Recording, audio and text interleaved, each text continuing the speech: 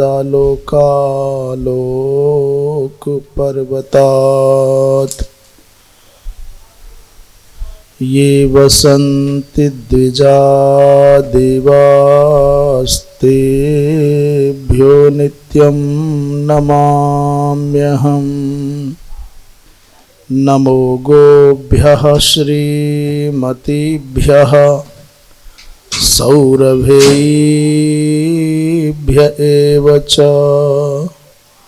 नमो ब्रह्मसुताभ्यश्च पवित्राभ्यो नमो नमः।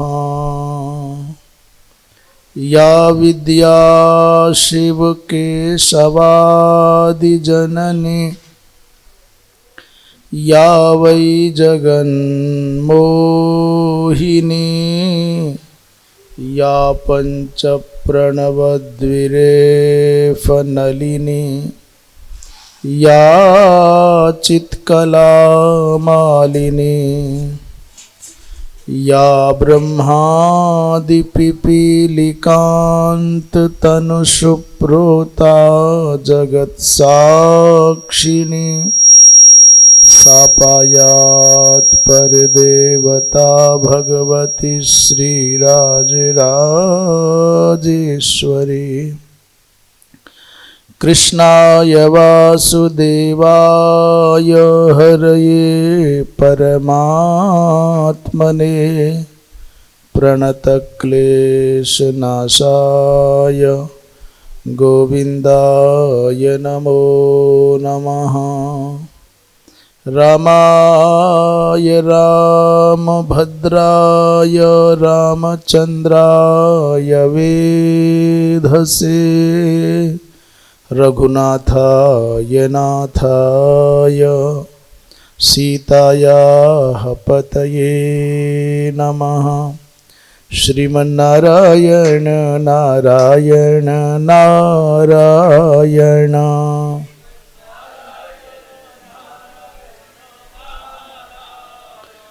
भजमन नारायण नारायण नारायण।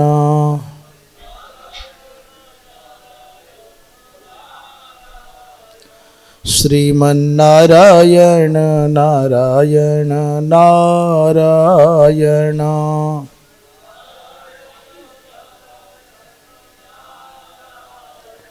भजमन नारायण नारायण नारायण।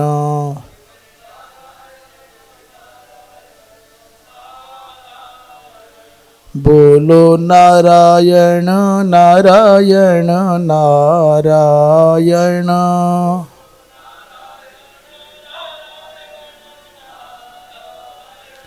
गाओ नारायण नारायण नारायण।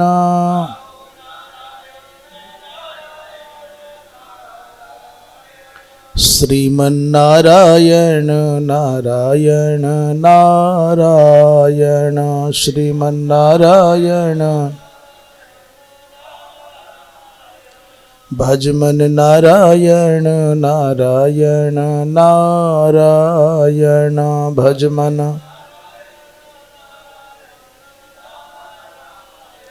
बोलिए वृंदावन बिहारी लाल की। धर्म की अधर्म का प्राणियों में विश्व का गोहत्या गौ माता की परम पूज्य धर्म सम्राट स्वामी श्री करपात्री जी महाराज की अपने अपने सद्गुरुदेव भगवान की श्री वृंदावन विहारी लाल की। हर हर महादेव। अनंत कोटि ब्रह्मांड नायक परात्पर पूर्णतम पुरुषोत्तम अनाथनाथ दीनानाथ अशरण शरण श्रीमन नारायण की अहेतु की अनुकंपा से चातुर्मास्य कालीन स्वाध्याय सत्र में श्रीमन महाभारत को आश्रित करके जो सनातन धर्म के सिद्धांतों के गूढ़ रहस्यों को श्रवण करने का सौभाग्य मिल रहा है,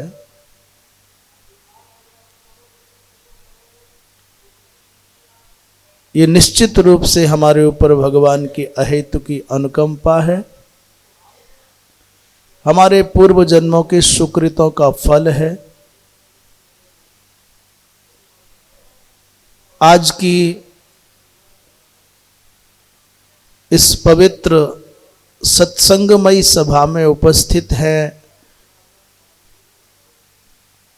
भगवती माँ भक्ति स्वरूपा यमुना के तट से, कैराना से, शंकराचार्य आश्रम कैराना से पधारे हुए ब्रह्मचारी श्री जयस्वरूप जी महाराज, उन्हीं के समीप विराजित हैं महाराज श्री अन्य सभी संत महानुभाव, आचार्य जन, श्रद्धालु बंधु बांधव एवं भक्ति स्वरूपा मातृशक्ति।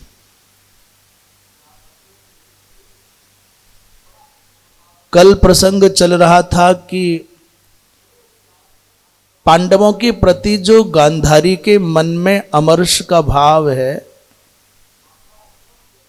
वो छिपा हुआ जो क्रोध है वो व्यक्त हुआ, परंतु जितना दुर्भाव था उसका दुष्परिणाम उतना घातक नहीं हो पाया। गांधारी के चित्त में पांडवों के प्रति जितना गहराई से दुर्भाव था उतना उसका दुष्परिणाम देखने में नहीं आया। क्यों? बोले भगवान कृष्ण ने अवरोधक बन करके युक्ति से काम लिया, और जितना गहराई से दुर्भाव धृतराष्ट्र के चित्त में पांडवों को लेकर के है, उसका शतांश भी पांडवों को झेलना नहीं पड़ा। इसमें भी भगवान कृष्ण की कृपा, क्योंकि कदाचित भीम आ गया होता धृतराष्ट्र की भुजाओं के पास में, तो फिर भीम का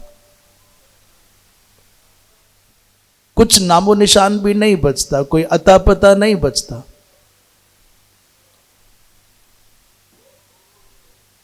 ऐसे गांधारी के रोष को, गांधारी के द्वेष को, गांधारी के अमर्ष को केवल धर्मराज के नाखूनों के काले होने तक सीमित कर दिया गया। अब सोचो, समग्र शरीर देख लेती धर्मराज का तो फिर क्या बचता। यदि वेदव्यास जी महाराज गांधारी को शांत न किए होते, और भगवान कृष्ण यदि गांधारी को शांत न किए होते तो क्या परिणाम होता। और अंत में फिर भी जब मन ठंडा नहीं हुआ, अपने वंश के समग्र योद्धाओं को कुरुक्षेत्र की धरा पर रक्त रंजित धूल धूसरित देखा, तो अमर्ष में आकर के कह दिया, कृष्ण जैसे कुरुवंश मिट गया है ना, वैसे ही तुम्हारा यदुवंश भी वैसे ही मिटेगा, आपस में लड़ करके नष्ट हो जाएंगे। बस भगवान कृष्ण का जो कृष्णत्व है यही है। और भगवान कृष्ण का कृष्णत्व तो समझ में आता है कि भगवान कृष्ण शोक के अवसर होने पर शोकाकुल नहीं होते, रोष का अवसर आने पर रोषाकुल नहीं होते, और हर्ष का अवसर आने पर हर्षाकुल नहीं होते। पर भगवान कृष्ण नहीं होते सो तो ठीक है, पर हम में ये बात है कि नहीं? तो हम अपनी सोचें तो हम में तो बात नहीं है। हमको तो सर्दी पड़ती है तो सर्दी लगती है, और सर्दी से बचने के लिए गर्म कपड़ा चाहिए, अमुक चाहिए, अमुक चाहिए, साधन चाहिए। गर्मी पड़ती है तो गर्मी लगती है, उससे बचने के साधन चाहिए। भूख लगती है तो उसको मिटाने के लिए भोजन चाहिए। पर भगवान कृष्ण इस सब रागद्वेषात्मक प्रपंच के प्रभावों से विमुक्त हैं। अभी शाप मिल गया, गांधारी ने कहा जाओ तुम्हारा यदुवंश मिट जाएगा, तो क्रोध में भर करके यस्मात् परस्परं घ्नन्तो ज्ञातयः कुरु पांडवाः और उपेक्षितास्ते गोविंद तस्मात् ज्ञातीन बधिष्यसि। ये कहा आज से 36वें वर्ष में तुम्हारा यदुवंश मिट जाएगा। और भगवान को भी आवेश में आकर के शाप दे दिया कि तुम्हारा ये। तो हमने एक कथा बड़ी विचित्र सुनी थी, हमको ठीक से सन स्मरण नहीं है, तीर्थराज प्रयाग की घटना है। द्वारिका शारदा पीठाधीश्वर जी महाराज का शिविर लगा था। परम पूज्य ब्रह्मलीन स्वामी श्री अनंत श्री विभूषित स्वरूपानंद सरस्वती जी महाराज का प्रवचन कर रहे थे। गांधारी को भगवान कृष्ण ने समझाया कि कुछ खा लो, भूखी हो, तो आवेश में आकर के कहा नहीं मैंने नहीं खाना है, मुझे भूख नहीं लगी है। भगवान बोले देखो ऐसा है, जिसको जाना था वो गया, जो होना था वो हो गया, बहुत समय तक भूखे रह न पाओगे, कुछ खा लो, हो गया जो होना था। रोने से और भोजन छोड़ने से तो ठीक होगा नहीं। गांधारी ने कहा नहीं केशव, तुमको पता है जिस माता के 100 पुत्र मृत्यु के मुख में चले गए हों और अपने पुत्रों की, प्राणाति प्रिय पुत्रों की मृतक देह को देख रही हो, कैसे भोजन करेगी? भगवान ने मनाया, नहीं मानी तो भगवान ने कहा जाने दो, कोई बात नहीं, मत खाओ। दिन चला गया। अब ये कथा कहाँ की है हमको पता नहीं, परंतु पूज्य श्री महाराज श्री के मुखारविंद से हमने सुनी थी। लगभग ये घटना 2002 या 3 की होगी, अथवा 2001 भी हो सकता है, जब ये कथा सुनी थी हमने। तो अचानक रात्रि को लगी गांधारी को बहुत जोर की भूख, इतनी जोर की भूख लगी कि रुका न जाए, खोजती है चारों ओर, रात्रि के अंधकार में कोई साधन नहीं मिलता। परेशान होकर के, विह्वल होकर के सुनते हैं कि भूख से तड़पती हुई कुरुक्षेत्र के मैदान में पहुंच गई।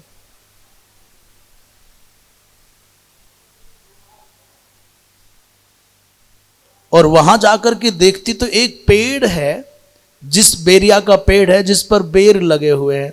हो सकता है हम रात कह रहे हैं, दिन की बात हो, सायंकाल की बात हो, तो सायंकाल का समय रहा होगा।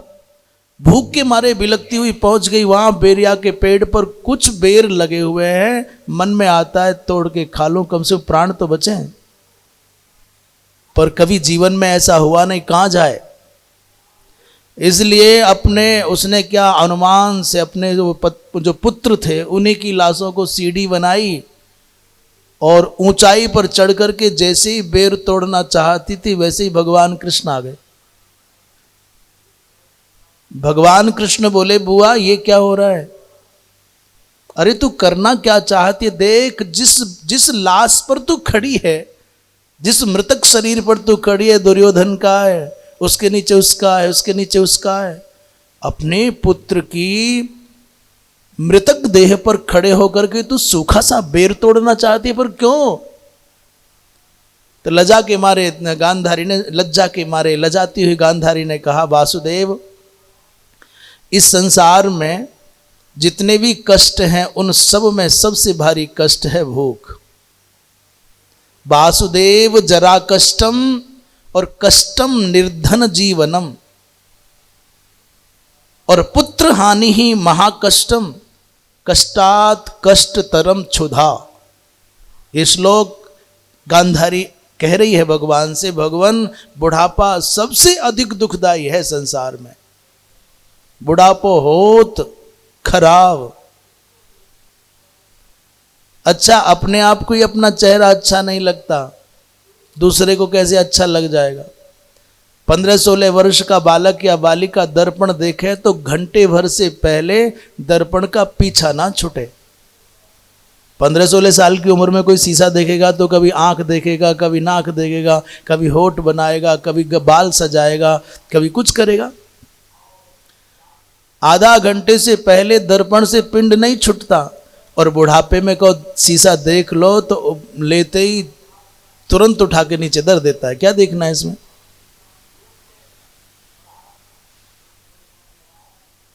वासुदेव जरा कष्टम कष्टम निर्धन जीवनम, दरिद्रता महाकष्ट है।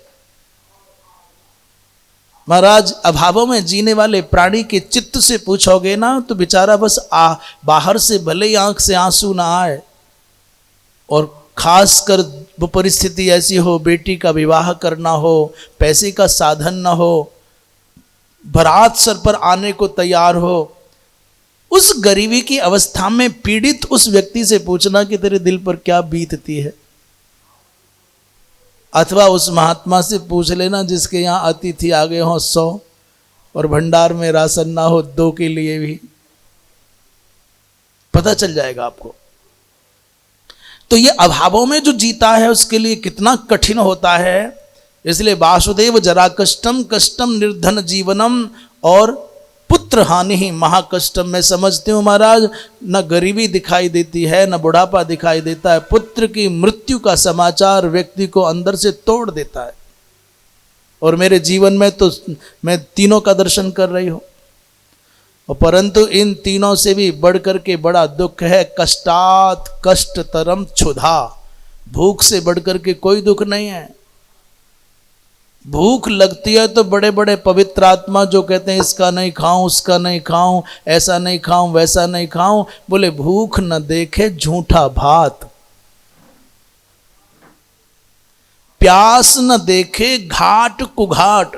तीव्र प्यास लग रही हो, पानी ढूंढने से भी मिलता ना हो, तो फिर उसको गंदा सा गदला सा पानी पोखरे में भरा हुआ मिल जाए, उसी को छान के पी ले, या ऐसे ही पी ले। तब गांधारी ने कहा कष्टात कष्टतरम क्षुधा, भूख सबसे बड़ा दुख है केशव। इसलिए ये नहीं दिखाई दे रहा है मैं किसकी छाती पर खड़ी हूं, अभी तो केवल अपनी भूखा क्षुधाग्नि को शांत करने के लिए मात्र मैं आहुति खोज रही हूं। वृंदावन विहारी लाल की। भगवान कृष्ण का कृष्णत्व तो यही है भैया कि शाप मिला तब भी मुस्करा रहे हैं, शोक नहीं करते। और उन्होंने बदले में सती का, गांधारी का सम्मान किया, उसकी वाणी को अंगीकार किया और मुस्करा करके कहा कि तुमने तो मां मेरा ही काम किया है, मेरा काम आसान कर दिया, सरल कर दिया।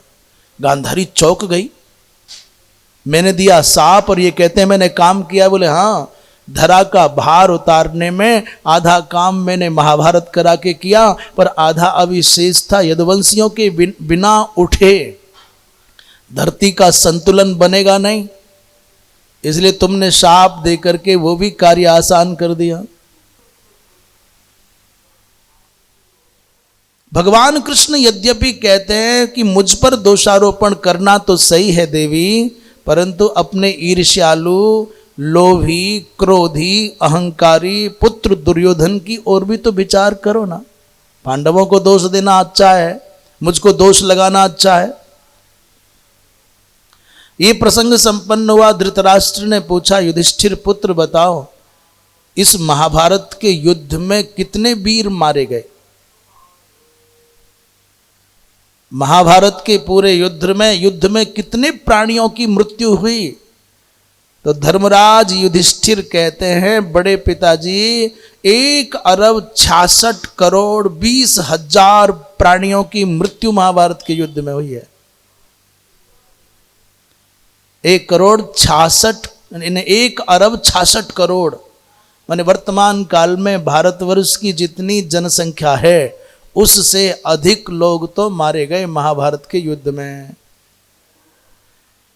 दशायुताना मयुतम सहस्राणि च विंशति और कोट्यः षष्टिश्च षट्चैव यस्मिन् राजन युधे मृताः मृधे हताः वे 10 अयुतानाम अयुतम, अयुत की अयुत से गुणा करो। अयुत कहते हैं 10,000 को। 10,000 की 10,000 से गुणा करोगे तो क्या बनेगा? बोले 10 करोड़ बनेगा। उस 10 करोड़ को 10 से फिर गुणित कर दो तो क्या बनेगा? 1 अरब बनेगा। फिर कहते हैं 60 कोटि 66 करोड़।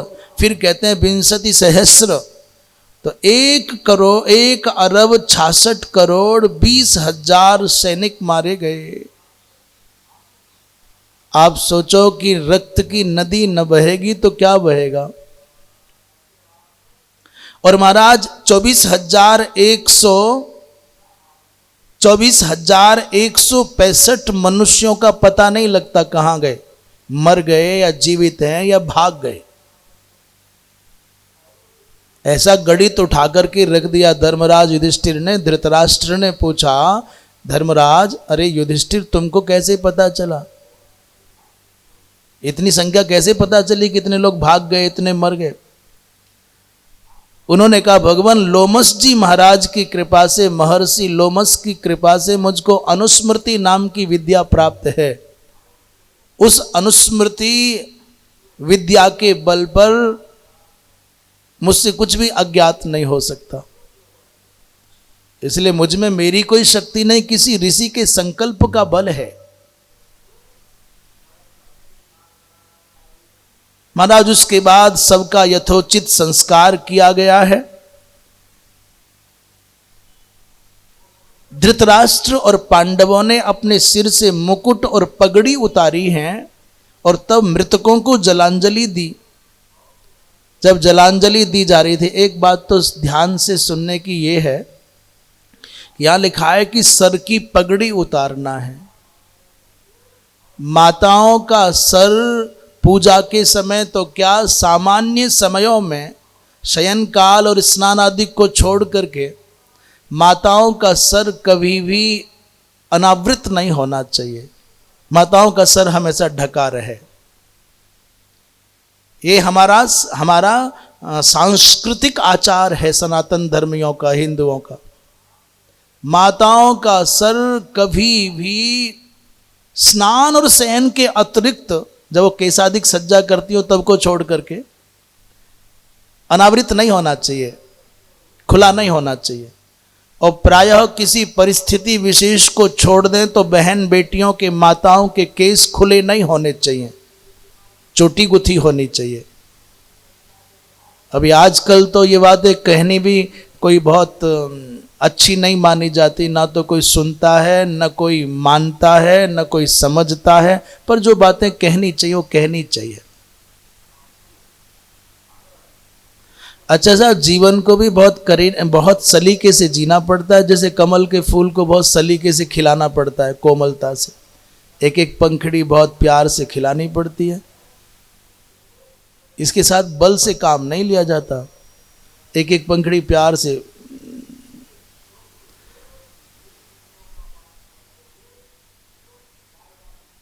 वृंदावन विहारी लाल की। एक बात तो ये हुई कि सर की पगड़ी, पुरुषों को सर पर कुछ भी रख करके पूजा नहीं करना है। अभी घरों में चलन क्या है, खासकर आपके पंजाब में, हरियाणा में, पश्चिम यूपी में, कि खाली सर नहीं होना चाहिए, वो तो कुछ नहीं बांधा, रुमाल रख लो। जल्दी से कन्यादान करने के लिए बैठ रहा है कोई, पूजा में जा रहा है, संकल्प कर रहा है, तो कुछ नहीं है तो लो रुमाल रख लिया। और हमारी गुरुद्वारों की जो परंपरा है, सिख परंपरा में जो गुरुद्वारों में आना जाना है, उसमें खाली सर नहीं जा सकते। यदि आपके पास में पगड़ी नहीं बंधी है सर पर, तो फिर वो कहते रुमाल रखो, है ना, ऐसा है। वो अपना, उनका एक वर्ग का अपनी एक विचारधारा है, समूह की, एक संगठन की। और एक प्रकार से मानिए कि जो उनकी परंपरा है उसमें सर ढकना अनिवार्य होगा। परंतु शास्त्र कहते हैं गुरु के यहाँ जाओ, राजा के यहाँ जाओ, संत के यहाँ जाओ, मंदिर में जाओ, देव पूजा में लगो, भोजन करो, जप भी करो, तो सर पर आपके कोई बंधन नहीं होना चाहिए। अब जो बोल रहे हैं हम बहुत सावधानी से बोल रहे हैं, ये बातें, एक तो पंजाब की जो संस्कृति है उसके विरुद्ध जाएगा, एक दूसरा मारवाड़ की, राजस्थान की जो परंपरा है उसके विरुद्ध जाएगा। क्योंकि प्राय जहाँ सर बांध करके रहने का अभ्यास है वहाँ भोजन भी सर बंधे बंधे कर लेते हैं, निद्रा भी बंधे बंधे ही ले लेते हैं, मंदिरों में आना जाना हो तो भी बंधा ही रहता है। पर आपको सुनकर के आश्चर्य होगा कि आज तक पौराणिक आख्यानों में एक भी आख्यान ऐसा नहीं है जब कोई राजा अपने सर पर मुकुट रखे रखे किसी महात्मा के दर्शन करने गया हो। जैसे पांव के पादुका उतारने का विधान है, वैसे ही साथ में सर का मुकुट उतार करके रख करके फिर प्रणाम करना है।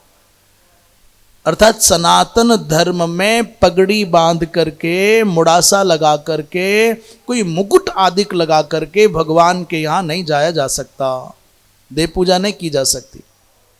उसका प्रमाण क्या है? बोले महाभारत में कह रहे सब लोगों ने सर से पगड़ी आदिक उतार करके मृतकों को जलांजलि दी। अनेकों स्थानों पर कथा श्रवण करते समय सर पर कोई बंधन नहीं होना चाहिए, माने पगड़ी आदिक नहीं होनी चाहिए, ये वर्णन आता है। और यदि कोई पगड़ी बांध करके सुनता है तो प्रत्यवाय जनक माना जाता है।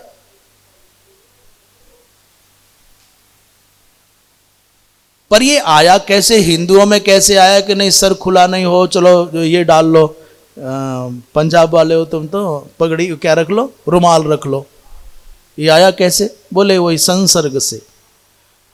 पंजाब की संस्कृति अर्थात सिख मत में, सिख विचारधारा में, ये सिख कोई सामान्य नहीं है, ये तो लड़ाके हैं, योद्धा हैं। ये तो गुरु गोविंद सिंह के माध्यम से सबको सिख माने ये शिष्य हैं अपने गुरु के, और सनातन धर्म की, हिंदुत्व की रक्षा के लिए ये संगठन बना, सैनिक बने। ये भारत की रक्षा, भारतीयता की रक्षा, सनातन की रक्षा के लिए संगठित हुए, इसलिए सैनिक थे। इसलिए कृपाण उनको रखना परमावश्यक है, कृपाण रखना परमावश्यक है, कड़ा रखना परमावश्यक है, और सर पर केस होंगे, केस के बाद पगड़ी होगी, तो कोई कदाचित, ये तो योद्धा है ना, इसलिए अपने सर की रक्षा करना है तो केसों से भी सर की रक्षा होती है, और उस पर पगड़ी बंधी हो, और पगड़ी भी बहुत भारी वाली बांधते हैं, इतनी मजबूत पगड़ी होती है कि जैसा लाठी तो कौन के, तलवार का भी प्रभाव सर पर ना पड़े। इसलिए हर अवस्था में पगड़ी उनको आवश्यक थी। न जाने कब कैसी परिस्थिति का सामना करना पड़ जाए, तो पारिस्थितिक है, वो उनकी संप्रदाय का, मत का अपना एक विशिष्ट भाव है, परंतु शास्त्र इस बात का अनुमोदन नहीं करता। सर पर यदि कुछ रखा हो तो उतार करके रख दे, तब पूजा करे, तब जप करे, तब पाठ करे। ये बात इतनी इसलिए कही क्योंकि वहां पगड़ी उतारी सब लोगों ने। जब जलांजलि दी जा रही थी तो एक विस्फोट हो गया, एक धमाका हो गया जोर का। बहुत देर से मन को रोके रोके रोके रोके द्रोणाचार्य को अंजलि गई, उनको जलांजलि दे दी गई। सबका नाम ले लेकर के कह रहे हैं देव जल, इदम गंगोदकम सतिलम, गंगा जल में सब हस्तिनापुर में कर रहे हैं। बार बार मां कुंती का हृदय धड़क करके ऐसा मन आता है कुछ कहूं कि ना कहूं, कहूं कि ना कहूं। जब कर्ण का नंबर नहीं आया तो विह्वल होकर के कुंती उठ करके खड़ी हुई और धर्मराज से कहा, पुत्र कुरुध्वम उदकम तस्य भ्रातुरक्लिष्ट कर्मणः। हे वत्स, अपने धीर वीर दानी मानी धर्मात्मा सूर्यपुत्र कर्ण को भी जलांजलि दो। इतना सुनते ही धर्मराज चौंक गए। उन्होंने कहा, मां वो तो सूत पुत्र है, उसका क्यों? बोले नहीं बेटा, वो तुम्हारा बड़ा भाई है।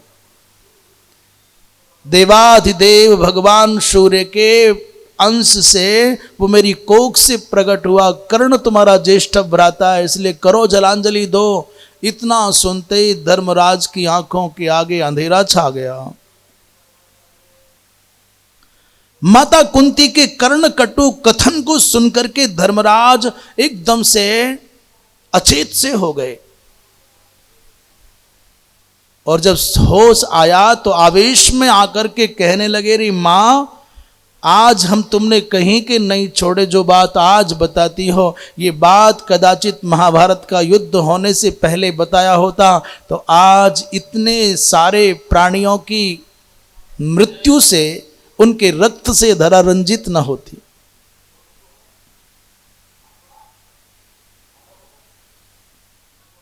न चेदम वैशसम घोरम कौरवांत करम भवेत। इतना भयंकर महाविनाश, प्राणियों की हिंसा से बच जाते हम इस पाप से। रोते रोते धर्मराज ने कर्ण को जलांजलि दी और मां को शाप दिया, मां आज के बाद मैं धर्मराज शाप देता हूं, माताओं के हृदय में कोई भी बात उनके पेट में छुपी नहीं रहेगी, वो कहे बिना माने नहीं। अभी माताओं के ही नहीं, बहुत सारे पुरुष ऐसे होते हैं जो पिछले जन्म के मातृत्व का सुख भोग करके आए होते हैं, तो इस जन्म में उनके भी पेट में बात नहीं पचती। जिस पुरुष के पेट में बात ना रुके, समझ लेना पिछले जन्म में उधर से ही मोहल्ले से आया है और अगले जन्म में उधर ही जाने की तैयारी है। माताएं बड़े प्यार से बात बताती हैं और साथ में ये और कह देती हैं, बहन किसी को बताना नहीं। अरे भाई, उसको रोक रहे हो बताना नहीं तो तुम ही रुक जाओ ना, तुम ही ना बताओ। परंतु नहीं, बड़े प्यार से कहें, सब बात बता देंगे। तुम्हें पता है? नहीं पता ना, ऐसा नहीं ऐसा है। और सुन बहन, किसी को बोलना नहीं, बताना नहीं। कहले बंगला में भी ऐसा करते हैं क्या? बंग भाषा में ऐसा बोलते हैं, नहीं बताना है। अच्छा, सब जगह ऐसा करते हैं, नहीं बताना है। अतो मनसी यद्गुह्यम स्त्रीणाम तन्न भविष्यति। इसलिए स्त्रियों की दृष्टि में जो भी कुछ रहस्यात्मक होगा वो गोपनीय नहीं रह पाएगा, वो बताए बिना। कई लोग तो बने इसलिए होते हैं कि उनको अकेले को बता, ब्रॉडकास्ट वो कर देंगे, घूम घूम करके धुंधुवी बजा देंगे, जहां जाएंगे वहीं, जहां जाएंगे वहीं। कर्ण को जलांजलि देते देते, रोते रोते, शाप तो दिया, पर एक बात बड़ी विचित्र धर्मराज कहते हैं कि धर्मराज ने कहा कि न जाने क्या बात थी, जब कभी मेरी दृष्टि कर्ण के चरणों पर पड़ती थी, धर्मराज कह रहे हैं, तो न जाने क्यों ऐसा होता था कि कर्ण के चरणों में मुझको मां कुंती के चरणों का दर्शन हो जाता था। जब भी कभी आमना सामना हुआ और मैं उनके सामने जाते ही संकोच में आ जाता था और उनके चरणों पर मेरी दृष्टि जाती तो मुझे उन चरणों में मेरी मां कुंती के चरणों की झलक मिलती। मैं कारण नहीं जान पाता था। न जाने क्यों मेरा मन उनके प्रति अव्यक्त श्रद्धा से भर जाता। कर्ण के सामने गौरव का भाव जागृत हो जाता, पर मैं जान नहीं पाता कि बात क्या थी। इसीलिए जब द्रौपदी के स्वयंवर, द्रौपदी के अपमान की घटना थी और मैं कुछ कहना भी चाहता तो कर्ण की ओर देख करके मैं मूक हो जाता था। पर मां, आज आपने हमको कहीं का नहीं छोड़ा। इसके बाद शांति पर्व आरंभ होता है, जिसमें राज धर्मानुशासन उप पर्व है। तो प्रत्येक पर्व के आरंभ की परंपरा के अनुसार आज भी हम लोग मंगलाचरण करके प्रवेश करें शांति पर्व में।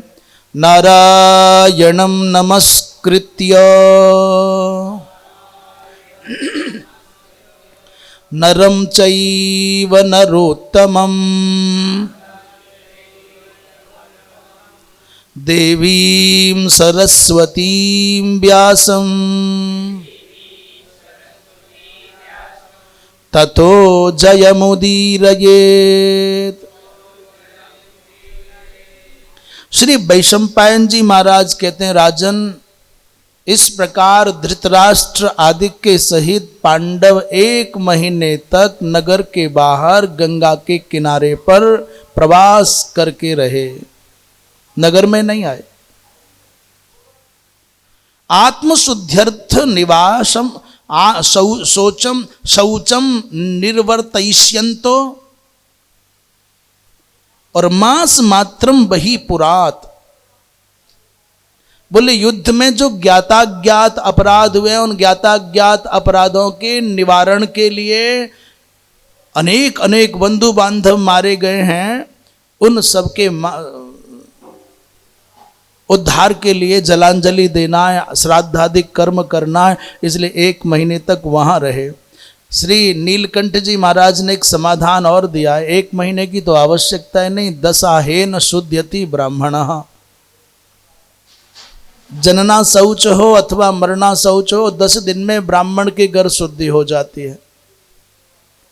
और द्वादशाहेन भूमिप क्षत्रिया, 12 दिन में क्षत्रियों के यहाँ शुद्धि हो जाती है।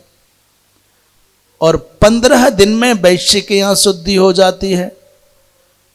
और शूद्रो मासेन शुद्ध्यति, माने शूद्र के यहाँ 1 महीना लगता है। ऐसा मनुस्मृति का वचन है। इसलिए ब्राह्मण के यहाँ दशाह माने 10 दिन का 10 गात्र करके फिर वहाँ एकादशाह जब आरंभ होता है तो सूतक की सामान्य निवृत्ति हो जाती है। और फिर जब सपिंडन हो जाता है तो फिर भोजन चल सकता है, भोजन होने लग जाता है। अर्थात 12वें दिन सपिंडन होता है, उसी के बाद ब्राह्मण भोजन होता है। परंतु क्षत्रिय के यहाँ 12 दिन में शुद्धि हो जानी चाहिए, वैश्य के यहाँ 15 दिन में शुद्धि हो जानी चाहिए। इस तरह का विभाजन है। अंत में शातातप नाम के एक ऋषि ने कहा कि नहीं नहीं, सर्वेशाम एव वर्णानाम, सभी वर्णों की 10 दिन में शुद्धि हो जाती है। इसलिए वर्तमान काल में जो दशाह को शुद्धि दिवस प्रारंभ मानते हैं, देव पूजा या पितृकर्म आरंभ हो जाता है, एकादशाह 10 गात्र एकादश गात्र इत्यादि जो करते हैं, वो उसी वचन के अनुसार होता है सबके यहाँ। तो ब्राह्मण हो, क्षत्रिय हो, वैश्य हो, प्राय 10 दिन के बाद में वो पूजा आरंभ हो जाती है। परंतु 10 दिन से पहले जिस घर में किसी प्राणी की मृत्यु हुई है, 10 दिन से पहले उस घर का पानी भी नहीं ग्राह्य है, पानी भी नहीं पीना चाहिए।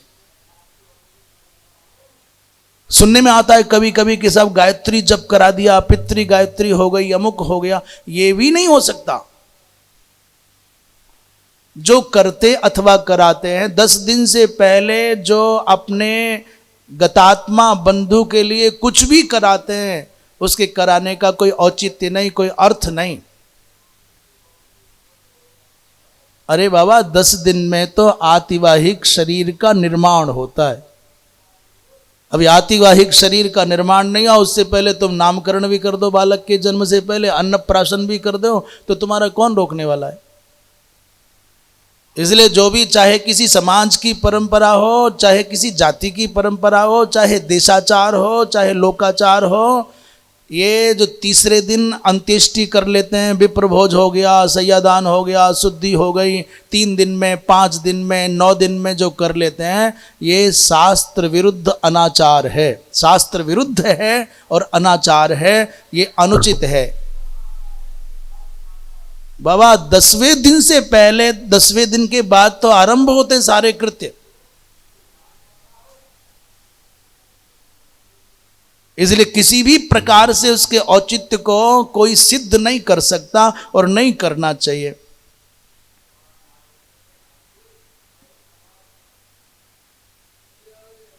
श्री नारद जी महाराज उसी समय आए और तो नीलकंठ जी कहते हैं, भाई ऐसा क्यों 1 महीने क्यों रहे।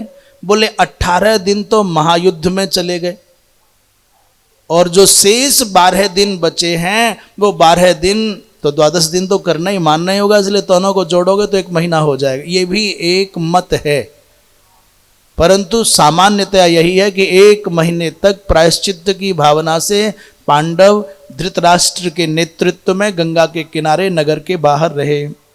नारद जी महाराज आए, उनके साथ व्यास जी हैं, देवल हैं, कण्व आदिक हैं और सब धर्मराज को उपदेश देने लग गए। भगवान कृष्ण की कृपा से तुम्हारी धर्मनिष्ठा के बल पर, तुम्हारे भाइयों के पौरुष के बल पर तुमने अन्याय को, अत्याचार को मिटा करके अपना राज्य पा लिया है, बड़े सौभाग्य की बात।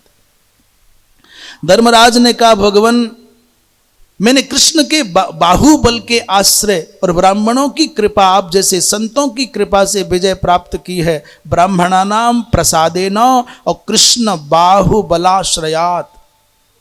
धर्मराज युधिष्ठिर एक बहुत सुंदर संदेश और शिक्षा दे रहे हैं। जब आपके जीवन में कभी सफलता मिल जाए, उस सफलता का श्रेय स्वयं को मत दो, उस सफलता का श्रेय अपने गुरुजनों को दो, अपने माता पिता को दो, अपने इष्ट भगवान के अनुग्रह को दो। ये मत कहो कि मैंने मेरी मेहनत से जीता है, मैंने मेरे परिश्रम से पाया है, मैंने इसको पाने के लिए बहुत पापड़ बेले हैं। क्या बोलोगे? कोई भी अभीष्ट पद मिल गया, कोई सफलता मिल गई, कहीं से विजेता बन गए, कुछ तुमको अनुपम मिला, तो क्या कहना है? बोले मेरे माता पिता की तपस्या का फल है, मेरे गुरुजनों की कृपा है जो मैं यहां तक पहुंच पाया हूं।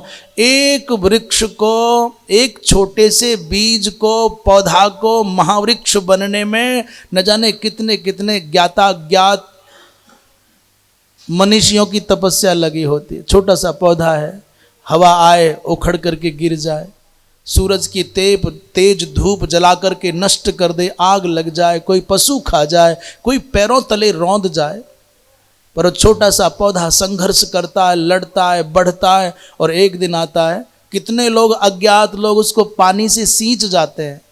वृंदावन विहारी लाल की हर हर हर हर। वृंदावन बिहारी लाल की। हाँ, श्रेय दूसरों को देना चाहिए, बड़ों को देना चाहिए। एक दिन नारद जी एकांत में बैठे हैं, धर्मराज ने चरण पकड़ करके कहा, गुरुदेव मन से ग्लानि जा नहीं रही, इतना रक्त बहा करके जो राज्य पा लिया, पा तो लिया, छल करके, कपट करके, चोरी करके, झूठ बोल करके, ये सोना, ये चांदी, ये रुपया, ये पैसा, ये खेत, ये मठ, ये मंदिर, ये घोड़ा, ये गाड़ी पा तो ली, पर अब सामने मृत्यु दिखाई देती है तो आदमी अपनी छाती पर भारीपन अनुभव करता है। वो सोचता है जिस संसाधन को जुटाने के लिए मैंने अनुचित कर्म किए, आज ये मेरे काम की नहीं है, मैं गाड़ी में चढ़ सकता नहीं, इस भवन में रह सकता नहीं, मुझे छोड़ के जाना है, मैं करूं क्या? पर बाद में पछताता है महाराज।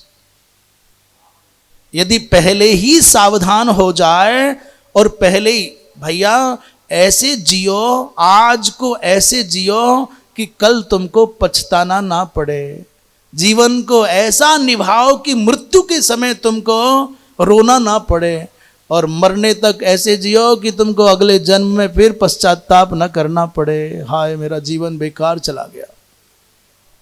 आज वस्तु के आकर्षण में, व्यक्ति के आकर्षण में, स्थान के आकर्षण में हम लोभ में फंस करके अनुचित करते हैं, अनर्थ करते हैं, पर ध्यान रखना भोगना मुझको ही पड़ेगा। आश्रम के नाम पर कर लो या परिवार के नाम पर कर लो या दुनिया को दिखाने के नाम पर कर लो, अनैतिक आचरण करके जो भी कुछ पाया जाएगा वो तुमको चैन कभी न देगा। जियो तो ऐसे जियो कि चैन से मर सको। मृत्यु डरावनी उसी के लिए लगती है जिसको अनुचित कर्म करते हुए, अनैतिक कर्म करते हुए जीवन बीतता है। अन्यथा जिसका, अच्छा बताओ, छापा पड़ेगा, इनकम टैक्स का छापा आ गया, यदि बिजली का नकली तार डाल लेते हैं ना, कांटा डाल देते हैं, वो बिजली वालों का छापा पड़ गया, कौन डरेगा? कौन डरेगा? जिसके यहाँ नकली कनेक्शन पड़ा होगा, नकली तार लगा होगा। कौन डरेगा? जिसके हिसाब किताब में, लेखे जोखे में गड़बड़ होगी। चाहे फिर इनकम टैक्स वाले आ जाएं, चाहे बिजली वाले आ जाएं, चाहे पुलिस वाले आ जाएं, हमको क्या, वो हमेशा डरा रहेगा। पर जिसका हिसाब किताब बिल्कुल ओके, एक नंबर है, जिसके यहाँ नकली बिजली का कोई तार नहीं पड़ा है, जिसके यहाँ चोरी और गंदगी नहीं होती है, उसको काहे का डर है? बस ऐसे ही समझना है कि मृत्यु के दूतों से, यमराज के दूतों से उसी को डर लगता है मरने से जिसके हिसाब किताब में गड़बड़ी है। और जो बिल्कुल तैयार क्लियर किए वो तो कहता है यहां बिठा ले या वहां बिठा ले, हमको क्या फर्क पड़ता है, हमारी तैयारी है, ओके सूटकेस लगा हुआ है, जब कहोगे तब उठ के चल पड़ेंगे, 1 मिनट भी ये ना कहलवाएं कि रुक जा भी तैयारी नहीं है। ऐसे जियो। महाराज मेरे मन में इतनी पीड़ा है कि ये राज्य तो पा लिया, इतना रक्त बहा करके, अनाथ बच्चे, विधवा स्त्रियां, सूने घर, असहाय बड़े बूढ़े माता पिता, और उदासीन सी दिशाएं मुझको धिक्कारती सी लगती है। ये कैसा सुख मिला मुझको राज्य पा करके। और एक अंदर की पीड़ा तो मैं किसी को बता भी नहीं सकता। मां कुंती ने कहा है कि कर्ण तुम्हारा बड़ा भाई है। नारद जी से कहते हैं गुरुदेव मैं कहां जाऊं, बड़े भाई को मार करके धर्मशील, धर्मात्मा, ब्राह्मण भक्त, उदार मना बड़े भाई को मार करके प्रभु चैन नहीं आता। अजानता मया भ्रात्रा राज्य लुब्धेन घातितः तन्मे दहति गात्राणि तूल राशि मिवा नलः। जैसे रुई के ढेर में सुलगती सुलगती आग जलाती है ना रुई को धीरे धीरे, वैसे ही मेरा मन जल रहा है। इस नासवान राज्य को पाने के लिए मैंने बड़े भाई को मार दिया। उस समय लगता था शत्रु है, सूत पुत्र है, और अब लगता है कितने सद्गुणी थे, कितने तेजस्वी थे, कितने प्रभावशाली थे। मैं एक बार रहस्य की बात बताऊं गुरुदेव, ऐसा कह रहे हैं धर्मराज, मैं समझ नहीं पाता था कि कारण क्या है। जब द्यूत सभा में मुझे क्रोध आया और मेरे मन में आया कि उठ करके खड़ा हो जाऊं और इस सूत पुत्र को दंड दूं, इस दुशासन को मारूं, तो सबसे पहले अचानक मेरी आंखें कर्ण से टकरा गई। उस क्रोध की अवस्था में जैसे ही मैंने कर्ण को देखा तो कर्ण को देखते ही न जाने मेरा क्रोध कहां शांत हो गया, मेरे अंदर का आवेश कहां मर गया। सहसोत्पतितः क्रोधः कर्णम दृष्ट्वा प्रशाम्यति। जो क्रोध की आग जली थी कर्ण को देखते ही शांत हो गई, मेरा मन शीतल हो गया। मैं कारण नहीं जान पाया। और जो हम कहते थे कि कर्ण को मैया के चरणों का दर्शन, कर्ण के चरणों में मैया के चरणों का दर्शन होता था, कहता है कुंत्या ही सदृशौ पादौ और कर्णस्येति मतिर्मम सादृश्य हेतु मनविच्छन पृथायास्तस्य चैव कारणम नाधिगच्छामि कथंचिदपि चिंतयन। ये कह रहे हैं धर्मराज कहते हैं नारद जी से, भगवान जब भी मुझको भैया के चरण दिखते थे, कर्ण के चरण दिखते थे, उन चरणों में माता कुंती के चरणों की जैसी झलक, वैसे ही नाखून, वैसी आभा, वैसी कोमल कोमल प्यारे प्यारे चरण। कुंत्या ही सदृशौ पादौ। और सादृश्य का हेतु क्या है, समानता का कारण क्या है, मैं जान नहीं पाता था। कहां माता कुंती और कहां सूतपुत्र कर्ण, परंतु कारणम नाधिगच्छामि, किसी भी प्रकार चिंतन करने पर भी मैं समाधान न पा सका। भगवान ये दर्द मेरे मन में बहुत पीड़ा देता है।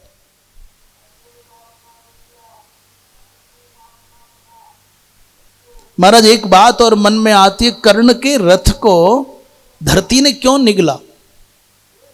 उनके साथ अन्याय तो बहुत हुआ।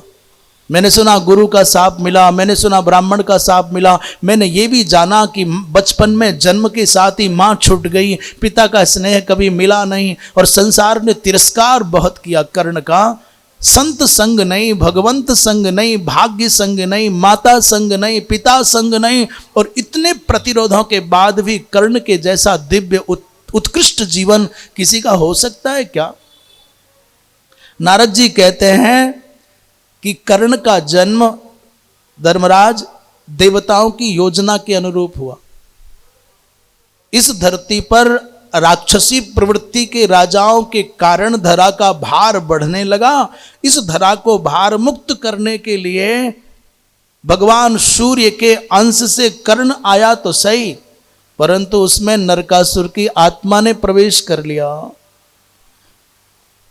अंगिरा गोत्री आचार्य द्रोण से शिक्षा प्राप्त की, वो ब्रह्मास्त्र पाना चाहता था, परंतु ब्रह्मास्त्र ब्राह्मण और क्षत्रिय के अलावा किसी को सिखाया नहीं जा सकता, और कर्ण सूत पुत्र है ये मान करके आचार्य द्रोण ने कर्ण के याचना करने पर भी महाराज वो नहीं सिखाया।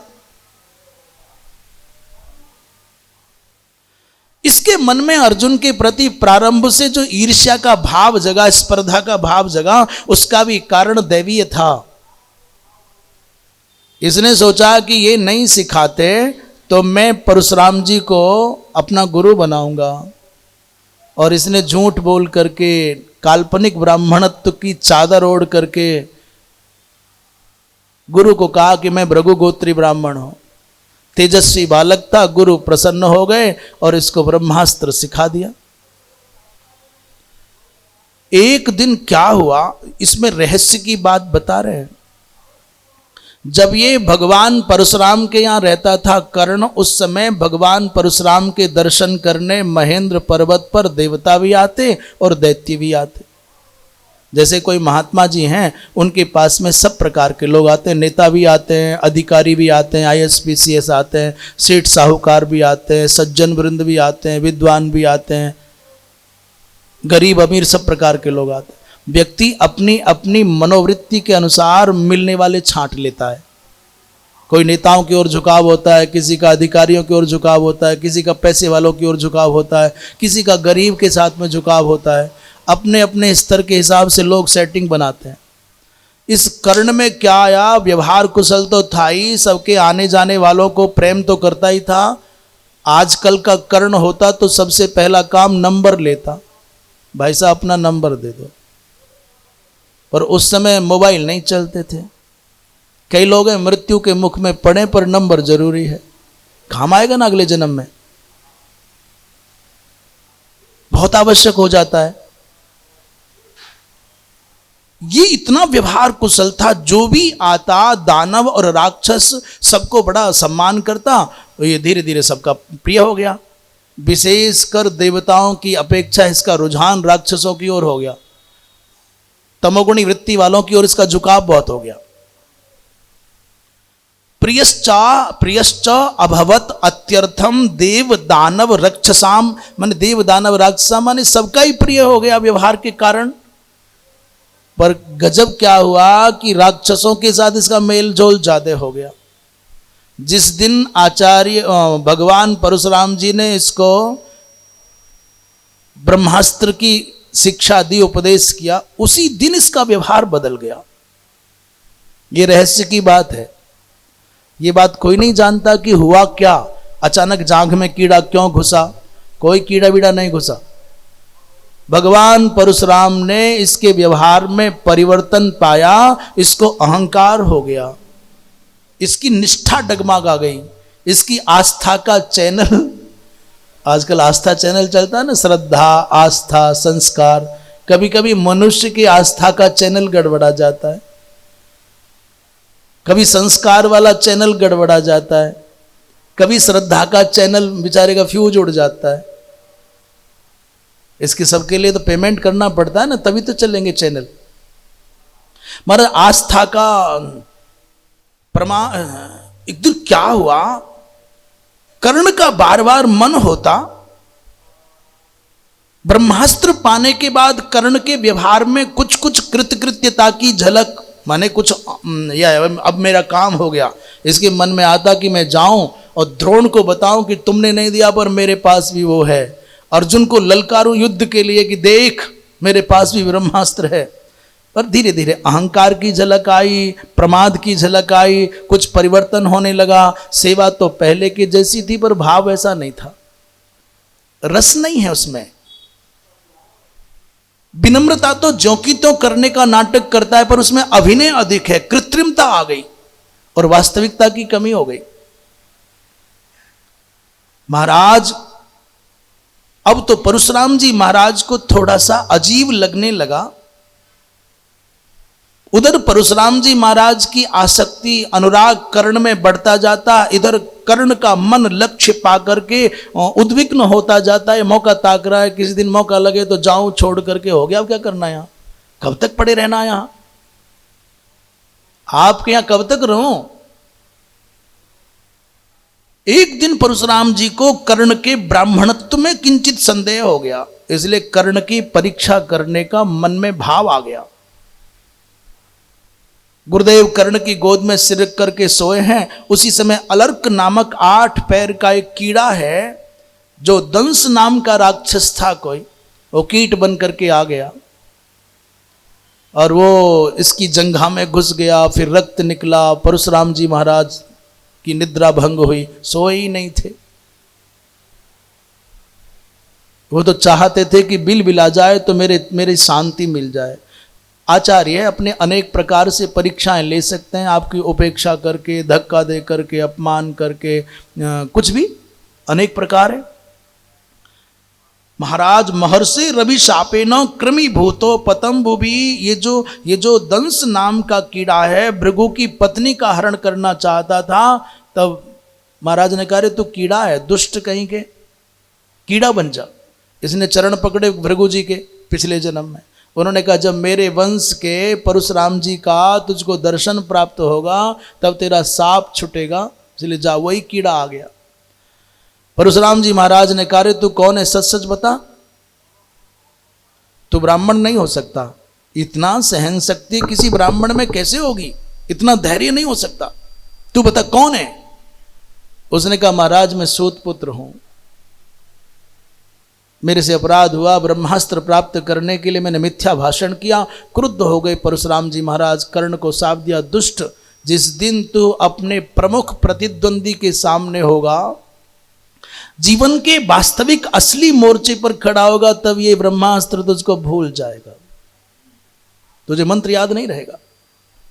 पर तुमने सेवा की है तो जाओ, नत्वया सदृशो युद्धे भविता क्षत्रियो भुवि, परंतु तुमने सेवा की है, उस सेवा का भी फल मिलना चाहिए। जा, मैं वरदान देता हूं, धरती पर तेरी समानता का कोई क्षत्रिय दूसरा ना होगा, परंतु जिस दिन तू अपने प्रमुख प्रतिद्वंदी से भिड़ेगा, उस दिन ये ब्रह्मास्त्र भूल जाएगा।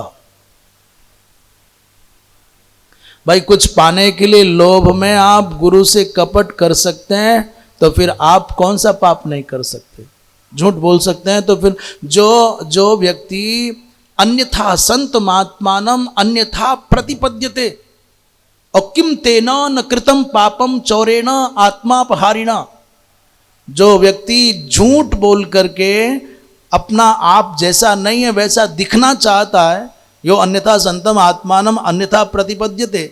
जैसे मैं भक्त नहीं हूं, परंतु मैं ड्रामे से आंखों से आंसू निकाल करके रो करके दिखा दूं। मैं ज्ञानी नहीं हूं, पर भाषा को कठिन करके विद्वत्ता का दंभ भरने लग जाऊं। मैं महान नहीं हूं, त्यागी नहीं हूं, पर त्यागी होने का नाटक करूं। मैं विरक्त नहीं हूं, पर वैराग्य का नाटक करूं, तो फिर मैं कौन सा पाप नहीं कर सकता। योन्यथा संतमात्मानम अन्यथा प्रतिपद्यते, किंतेन न कृतम पापम चौरेण आत्मापहारिणा। इसलिए तुमने ठीक है सेवा की है तो जाओ, धरती पर धनुर्धर अद्वितीय हो गए, परंतु कपट किया इसलिए अवसर आने पर विद्या भूल जाओगे। जाओ, चले जाओ, मेरी आंखों के सामने से दूर हट जाओ, तुम मिथ्याचारी हो, तुमको टिकना नहीं है। महाराज, अंत में साप मिला, परंतु दुर्योधन के पास में कर्ण गया तो साप की बात नहीं बताई, सिर्फ ये बताया कि मुझको अब दुनिया में मेरे जैसा कोई नहीं है, मुझको ब्रह्मास्त्र मिल गया है, अब घबराने की बात नहीं है। कर्ण के जीवन में एक बात तो ये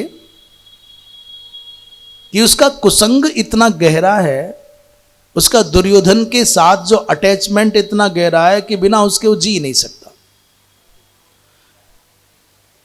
असंख्य असंख्य अनगिनत विशेषताओं के होने पर भी कर्ण के कुसंग का पक्ष इतना भारी है कि सारी अच्छाइयां उसकी नष्ट हो गईं एक दुर्योधन का संग करने के कारण। और एक दुर्योधन के संग की बात निकाल दोगे ना, तो कर्ण के जैसा अद्वितीय सद्गुणी महामानव मिलना बहुत कठिन हो जाएगा।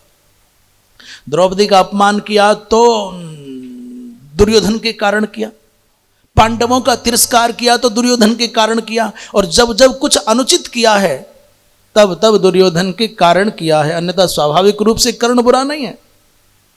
एक दूसरी घटना और घटी, जब राक्षसों के संसर्ग में रह गया।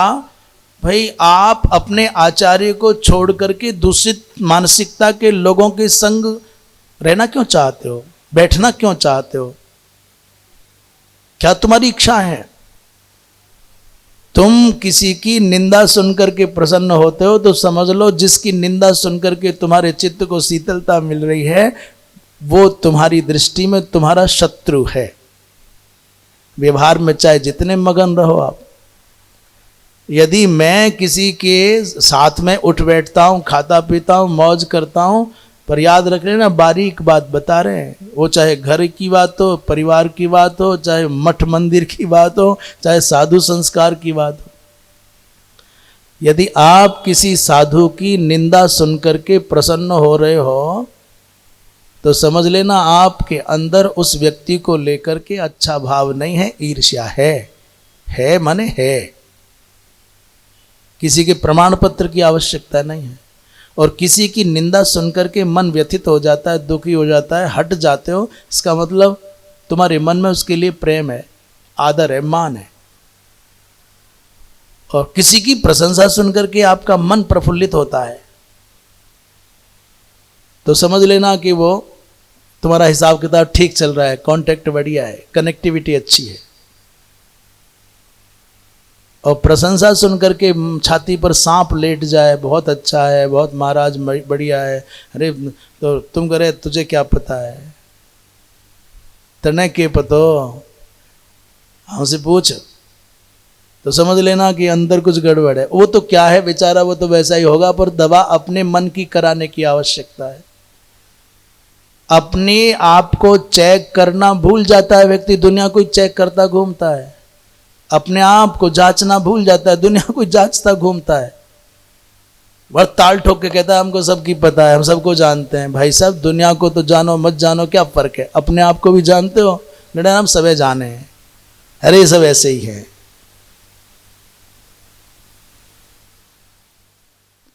महाराज दुष्टों का संसर्ग करने का परिणाम, एक दिन धनुष विद्या का अभ्यास करता था एक ब्राह्मण, विजय नामक ब्राह्मण की गाय का बछड़ा मर गया अनजाने में। ब्राह्मण ने शाप दे दिया, बेटा एक दिन जब प्रतिद्वंदी के सामने लड़ रहा होगा तेरे रथ के पहिए धरती निकल जाएगी। नारद जी महाराज बता रहे हैं कर्ण के जीवन की विडंबनाएं तो ऐसी हैं, परशुराम जी के आशीर्वाद का परिणाम यह है कि तीनों लोकों में उसके जैसा कोई योद्धा तो सच में ही नहीं। उसने जरासंध को पराजित किया, उसने बड़े बड़े राजाओं को पराजित किया, उसने द्वैरथ युद्ध में जरासंध को तो हराया ही, और कोई राजा ऐसा नहीं जिसको हराया ना हो। पर उसके जीवन की कमजोरियां क्या हैं? कर्ण के जीवन की सबसे बड़ी कमजोरी कि उसको मां का दूध नहीं मिला। यहां से उसके जीवन की यात्रा आरंभ होती है। इसलिए युद्ध के क्षेत्र से, मैदान से भागता है, बार बार बिलबिला के भागता है। उसको जो मूल रस और मूल तत्व मिलना चाहिए था वो नहीं मिला। अब धर्मराज को वैराग्य हो गया इन सब बातों को सुनकर के, शोक में डूबे हुए, और घोषणा कर दी मैं तो भैया अब राजा नहीं बनूंगा। अर्जुन बने, चाहे भीम बने, चाहे नकुल बने या सहदेव बने, मैं तो साधना करने के लिए वन में जाऊंगा। व्यक्ति को अपने पापों को मिटाने के लिए 7 प्रकार के उपचारों का उल्लेख मिलता है। अपने पाप को अपने आप अपने से श्रेष्ठ जनों के सामने कह दे, साहब मुझसे ये पाप हुआ। पाप छुपाने से बढ़ता है और बताने से घटता है। पुण्य जितना प्रदर्शन करोगे, जितना प्रकाशित पुण्य होगा उतना घट जाएगा, और जितना अधिक गोपनीय रहेगा उतना बढ़ जाएगा। पाप और पुण्य का विधान बड़ा विचित्र है। पाप को जितना प्रकाशित कर दोगे उतना ही वो घट जाएगा, निर्वीर्य हो जाएगा, और जितना छुपा करके रखोगे उतना शक्तिशाली होता जाएगा। इसलिए पहला उपाय तो यह है कि गुरुजनों के सामने जाके कह दे, अथवा उस पाप को मिटाने के लिए शास्त्रोक्त प्रायश्चित्त करे। ससंकल्प पाप निवृत्ति के लिए कोई जप करे, कोई अनुष्ठान करे, गोदान करे, स्वर्णदान करे, भूमि दान करे। ये 3 हैं। गोदान, स्वर्णदान, भूमिदान, और पश्चाताप पूर्वक ये प्रतिज्ञा कर ले कि मैं आगे ये पाप नहीं करूंगा, पुनरावृत्ति नहीं करूंगा। व्यक्ति जो है, मनुष्य है, वो त्रुटियों का घर है, इसे गलतियां होनी है। और मनुष्य से ही गलती हो सकती है, जिससे गलती नहीं हो सकती वो मनुष्य ही नहीं है, जिससे त्रुटि नहीं होती वो मनुष्य ही नहीं है, या तो पशु है या देवता है। इस संसार में पशुओं से गलती होती नहीं और देवता गलती करते नहीं। पशुओं में त्रुटि करने की योग्यता ही नहीं है और देवताओं से त्रुटि होती नहीं है। बचा कौन? मनुष्य बचा। अच्छा बताओ, पशु पक्षी कुछ बुरा काम कर सकते हैं क्या?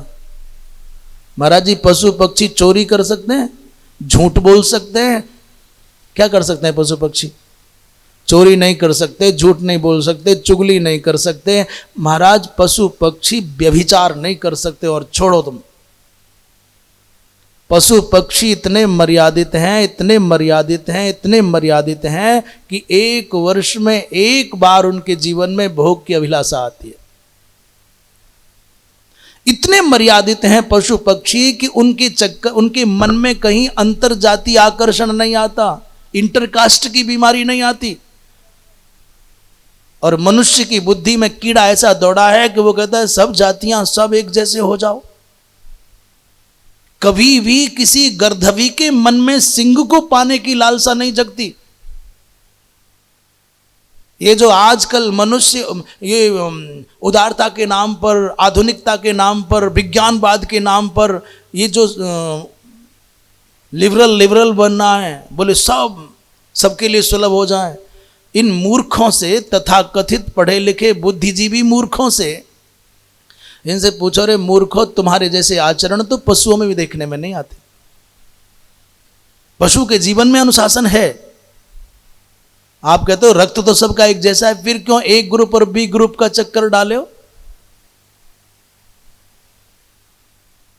जो बुराइयां मनुष्य के अंदर आ गई, वो बुराइयां तो करोड़ों वर्षों का जीवन जीते जीते आज तक पशुओं में नहीं आई। पशु आज भी करोड़ों वर्षों के सामान्य जीवन को, प्राकृतिक जीवन को वैसा ही जी रहे हैं। हाँ, किसी पशु में कोई विकार दिख रहा होगा तो इस उल्टी खोपड़ी वाले मनुष्य के संसर्ग के कारण बीमारियां आई होंगी। आज गायों को गौशालाओं में बीमारियां होती हैं, ये गायों के कारण नहीं है, ये मनुष्य की गंदी खोपड़ी के संसर्ग का परिणाम है। गायों को खुला छोड़ो जंगल में, गाय का नाम है चलना। वो जंगल में बीमार भी होते होंगे, अपने आप ठीक हो जाते हैं। पर मनुष्य के संसर्ग में कुत्ता आएगा तो कुत्ता बीमार होगा, और तोता आएगा तो तोता बीमार होगा, गाय आएगी तो गाय बीमार होगी। महाराज, हाथी आएगा तो हाथी बीमार होगा। जंगल में ये बीमार होते ही नहीं, हो भी जाते हैं तो अपने आप उपचार करना जानते हैं, लंघन करते हैं। पाप को मिटाने का और अगला है कि चांद्रायण व्रत करे, तप्त कृच्छ्र करे, निर्जल व्रत करे, पराग व्रत करे। इससे कलमश नष्ट हो जाते हैं और विरक्त हो जाए, सब छोड़ करके भगवान का भजन करूंगा, लौट के पीछे नहीं आऊंगा। तीर्थ यात्रा करे, वेद का स्वाध्याय करे, ब्राह्मणों को भोजन कराए। इतने उपायों से व्यक्ति अपने पापों को मिटा सकता है। और मैंने निर्णय कर लिया है, मैं तो महात्मा बनूंगा। अर्जुन ने कहा, महाराज, ये पलायनवादी सोच आपके मन में कहां से आ गई? इतना परिश्रम करके आपने शत्रुओं को मारा, राज्य जीता है, स्वधर्म का पालन करो और अब प्रजा का रक्षण करो। ये भीख मांग करके खाना क्षत्रियों का धर्म नहीं है। भीख मांग करके खाना तो जिसके भी भाग्य में होना, उससे ज्यादा दीनता का जीवन और किसी का नहीं हो सकता। क्यों मरे ऐसे हाथ क्यों करना पड़े? भगवान हमको ऐसा बनाए कि हमारा जीवन भर हाथ ऐसा रहे, छल करके, कपट करके, याचना करके, दीनता पूर्वक जीना पड़े। उससे ज्यादा बड़ा दुख और क्या होगा? महाराज नहुस ने कहा था कि अकिंचनता को धिक्कार है, धिगस्त्वधना अधनता मिह। बिना पुण्य के न तो बीज प्राप्त होती है, न विभूति प्राप्त होती है, न विवेक प्राप्त होता है। आपको भगवत कृपा से सब कुछ प्राप्त है, अब तो यज्ञ करो, केवल यज्ञ करो महाराज। सत्वम द्रव्यमयो यज्ञ संप्राप्त सर्वदक्षिणः। आप तो यज्ञ करके प्रायश्चित संपन्न करो। जो व्यक्ति अश्वमेध बिना किए संपन्न होने पर, सक्षम होने पर जो यज्ञ नहीं करता, उसको दोष लगता है। भगवान ने यदि संयोग सधा दिया है, भगवान ने संपन्न बना दिया है, मैया हो गया काम, बैठ जाओ। वृंदावन विहारी लाल की। भगवान ने यदि सक्षम बनाया हो, ये बात हम शास्त्र के बल पर ही बोल रहे हैं और बड़े मन से बोल रहे हैं। भगवान ने यदि आपको संपन्न बनाया है, सक्षम बनाया है, कुछ समर्थ बनाया है, और आपको लगता है कि मेरे पास ये धन मेरी आवश्यकता से अधिक संचित हो गया है, तो यज्ञ करें। विष्णु यज्ञ करें, महाविष्णु यज्ञ करें, अति विष्णु यज्ञ करें, रुद्र यज्ञ करें, महारुद्र यज्ञ करें, अतिरुद्र करें, सहस्र चंडी कराएं, अयुध चंडी कराएं। आप में सामर्थ्य जितनी है, लक्ष्य चंडी कराएं। यदि परमात्मा ने आपको सनातन परंपरा में जन्म दिया है, आपको हिंदू कुल में जन्म दिया है, आपका जन्म भारत में हुआ है और आप पर भगवत कृपा से पर्याप्त धन है, तो भले ही मैं स्वयं नहीं कर सकता, महाराज मेरा जनेऊ नहीं हुआ, तो जो विश्वसनीय अत्यंत विद्वान और शास्त्र की निष्ठाओं से संपन्न सदाचारी विद्वान है, ब्राह्मण हैं, उनको निवेदन करो, महाराज मेरे पास ये धन है और मेरे कल्याण के लिए यज्ञ करा दीजिए।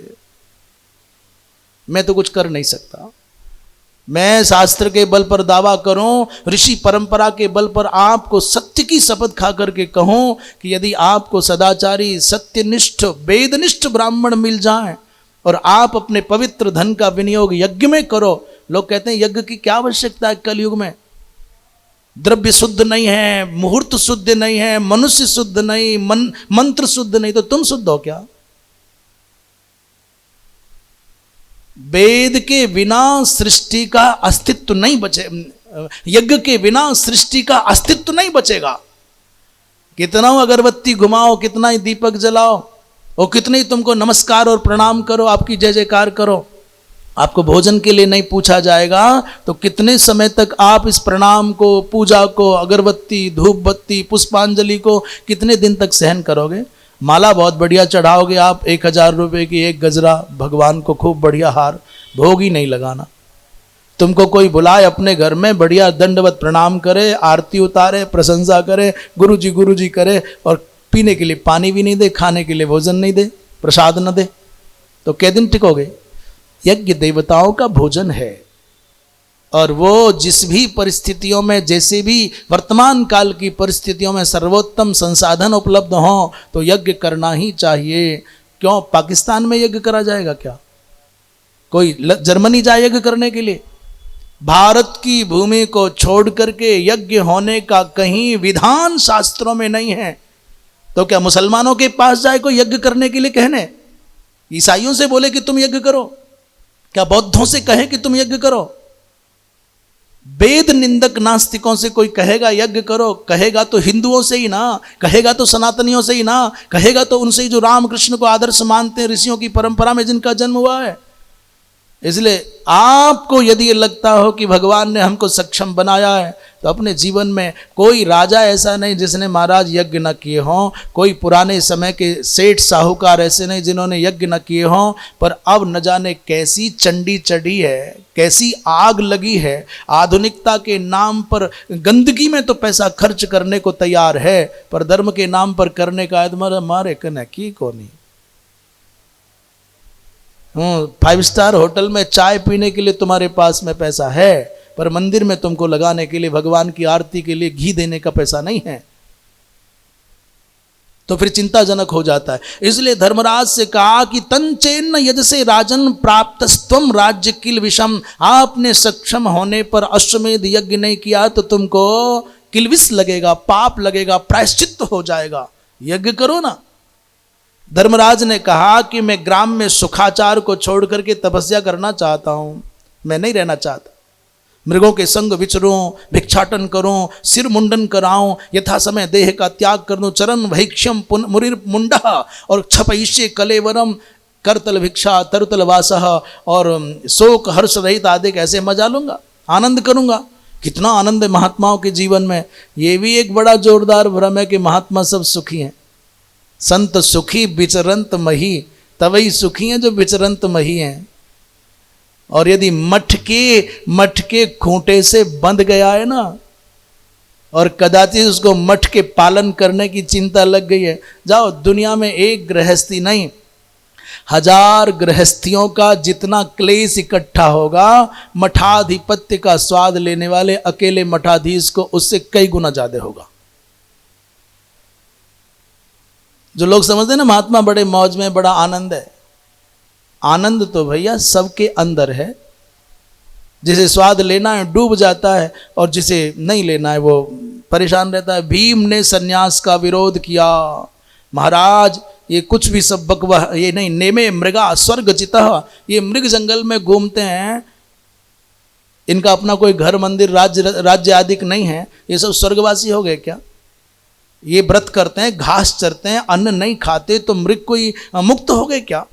धर्म व्यतिक्रम चैव मन्यन्ते सूक्ष्मदर्शिनः, क्षत्रियों के लिए शास्त्र के अनुसार संन्यास आश्रम का कोई विधान नहीं है। भीम कहते हैं धर्मराज से, धर्म व्यतिक्रमम चैव मन्यन्ते सूक्ष्मदर्शिनः, इसलिए संन्यास का कोई औचित्य नहीं बनता। नास्ति सिद्धिरकर्मणः, अकर्मी को, अकर्मण्य को, निखट्टू को संसार में कोई सिद्धि नहीं मिलेगी। पड़े पड़े खाते रहो, सोते रहो, इसको क्या सिद्धि मिलना है? अर्जुन ने कथानक के माध्यम से गृहस्थ का ही समर्थन किया है। भगवान अज्ञात स्मश्रवो मंदाह कुले जाता पर्वव्रज। अर्जुन कहते हैं महाराज एक समय की बात है, एक ब्राह्मण देवता का परिवार था, उसमें छोटे छोटे बालक थे। तो किशोर बालकों पर किसी महात्मा की आ जाता है ना, साया आ गया। कोई महात्मा आके उपदेश दे गए, चलो चलो भजन करो, छोटे छोटे बच्चों को तपस्या करो, भगवान को पाओ। तो माता पिता को छोड़ करके वो ब्राह्मण बालक मुनि दाढ़ी मूछ मुड़ा करके सन्यासी होकर के वन में आ गए। अपने दाढ़ी मूछ मुड़ा दिए और सन्यासी हो गए। इंद्र ने सोचा कितना अनर्थ, कितना पाप हो रहा है। छोटे छोटे बच्चे माता पिता की सेवा छोड़कर बाबाजियों के चक्कर में जीवन खराब कर रहे हैं। इन्होंने कभी जाना नहीं ऋण क्या होता है। पितृ ऋण चुकाया नहीं, ऋषि ऋण चुकाया नहीं, देव ऋण चुकाया नहीं, ये बने भजन करेंगे, ये भगवान को पाएंगे। अरे छी छी कितनी बुरी बात। देवराज इंद्र पक्षी बन करके आ गए और कहा रे तुम क्या चक्कर में पड़े हो। इन्होंने कहा भाई हम तो यज्ञ शेष अन्न खाते हैं। अच्छा, पक्षी रूप में इंद्र ने कहा जो यज्ञ शिष्टान्न खाता है वो अमृत खाता है, वो अत्यंत दुर्लभ है। तो ऋषि बालक बोले हम लोग तो बिघसासी हैं। दो बातें आई हैं, एक तो यज्ञ शिष्टान्न और दूसरा बिघसासी। यज्ञ शिष्टान्न होता है पंच महा जो यज्ञ होते हैं, बलि वैश्वदेव आदि, अतिथि की सेवा, भगवान को भोग लगा करके चींटी को, कुत्ता को, गाय को, सबको देने के बाद जो बचता है अतिथि को, सेवक को खिला करके वो प्रसाद पाए, वो होता है यज्ञ शिष्टान्न। और बिघसासी माने सबको खिलाने के बाद जो बचता है हम तो सबसे बाद में खाते हैं। पक्षी ने कहा रे मूर्ख हो तुम, बिघसासी नहीं, तुम झूठा खाने वाले हो, उच्छिष्ट भोजी हो। तुम मांग करके लाते हो, बचा कुचा झूठन खाते हो, बिघसासी नहीं हो। ये तुम्हारी प्रशंसा नहीं है, ना हम युष्मान प्रशंसा में। बाल ऋषि बोले पक्षीराज आप हमें धर्म का उपदेश करो, क्या बात है। पक्षी ने कहा भाई चौपायों में, चतुष्पादों में गाय श्रेष्ठ होता है, धातुओं में स्वर्ण श्रेष्ठ होता है, शब्दों में मंत्र श्रेष्ठ होता है, मंत्रों में प्रणव श्रेष्ठ होता है, मनुष्यों में ब्राह्मण श्रेष्ठ होता है, ब्राह्मणों द्विपदाम्बरः। और ब्राह्मणों के वैदिक संस्कार ही इसे मुक्ति पथ का पात्र बनाते हैं। केवल ब्राह्मण कुल में जन्म ले लिया तो श्रेष्ठ हो गए, ये बात नहीं है। मात्र जन्म से तो इतना ही सम्मान और श्रेष्ठता है कि तुम सबसे ऊंची सीढ़ी पर खड़े हो। पहाड़ की चोटियों में सबसे ऊंची चोटी पर तुम खड़े हो, इतनी मात्र तुम्हारी श्रेष्ठता है। पर ध्यान रखना, धरती पर लेटा हुआ व्यक्ति गिरेगा तो कहीं नहीं जाएगा। चटाई बिछी है धरती पर, और चटाई से यदि फिसल गया तो कहाँ गिरेगा? बोले धरती पर। पर पहाड़ की चोटी पर सोता हुआ व्यक्ति प्रमाद से गिरा तो कहाँ गिरेगा? बोले गिर के कहाँ जाएगा बताओ? पहाड़ की चोटी से कोई गिरा तो कहाँ जाएगा? बोलो कहाँ जाएगा? नीचे को नहीं जावे, ऊपर जावे। नीचे नहीं मिले कुछ भी उसको।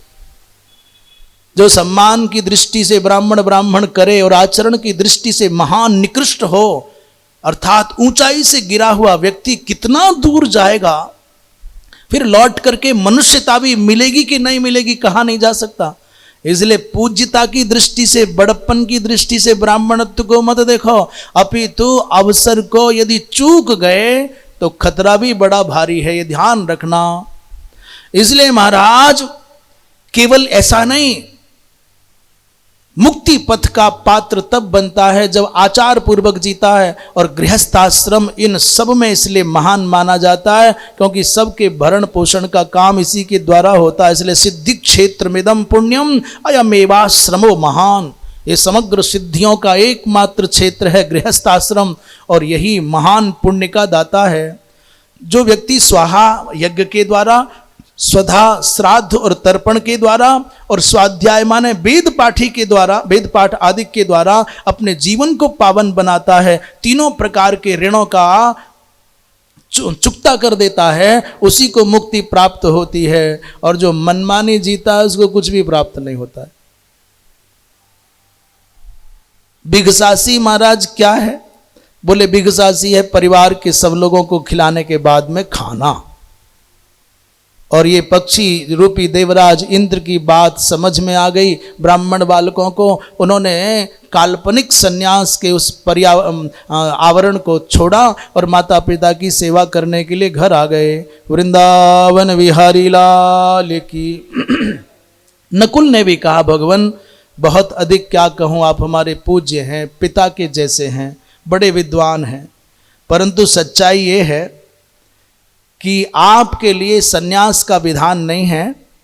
आप गृहस्थ आश्रम में हैं और राजा हैं, अपने पौरुष से प्रजा का रक्षण करें, इसी में लाभ है।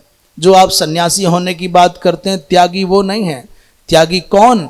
बोले न्याय से प्राप्त धन को शास्त्र विधि के ज्ञाता श्रेष्ठ ब्राह्मण के निर्देशन में, उनके मार्गदर्शन में किसी विद्वान आचार्य, निर्लोभ आचार्य को नियुक्त करके, मन को बस में करके, जो अपने न्यायोपार्जित धन को यज्ञ में लगा देता है, वही वास्तविक त्यागी है। वित्तानि धर्म लब्धानि क्रतु मुखेष्ट्वा सृजन।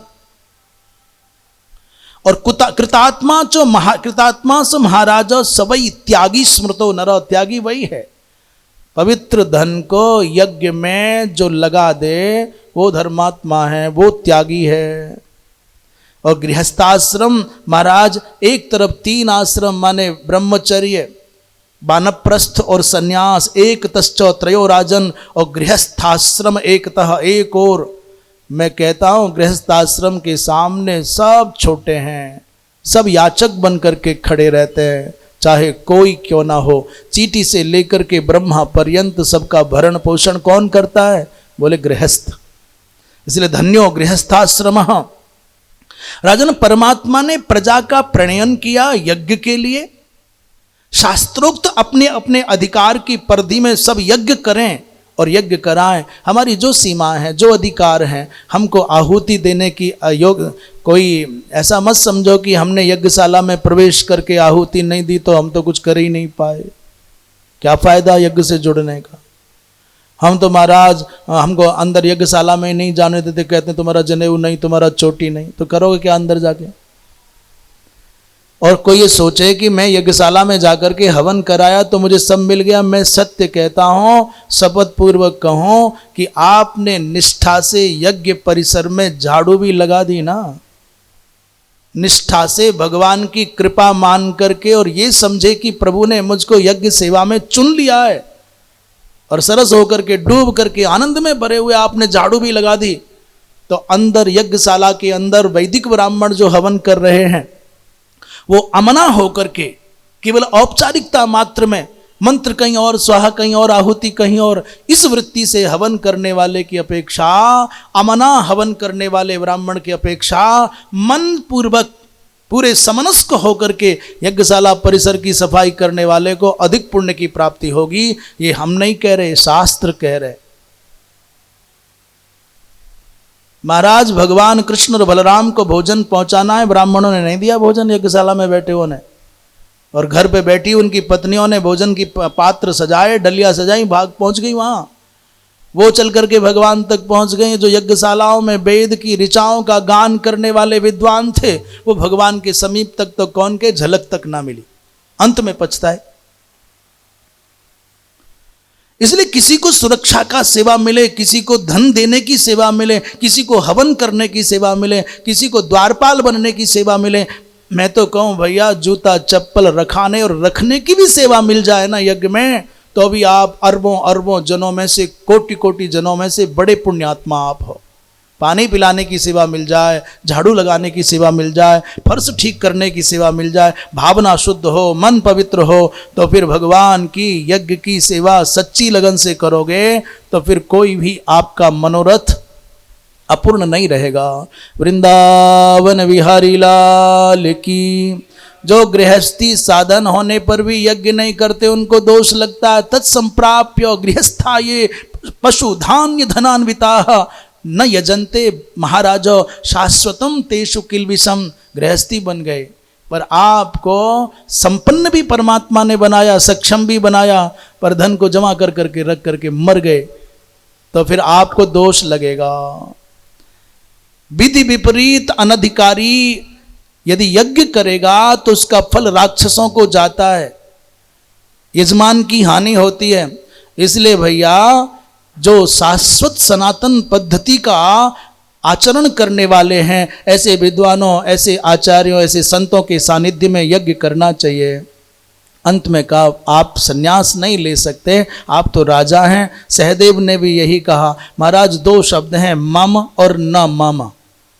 एक है मम, मम माने मेरा, और दूसरा है न मम, मेरा नहीं है।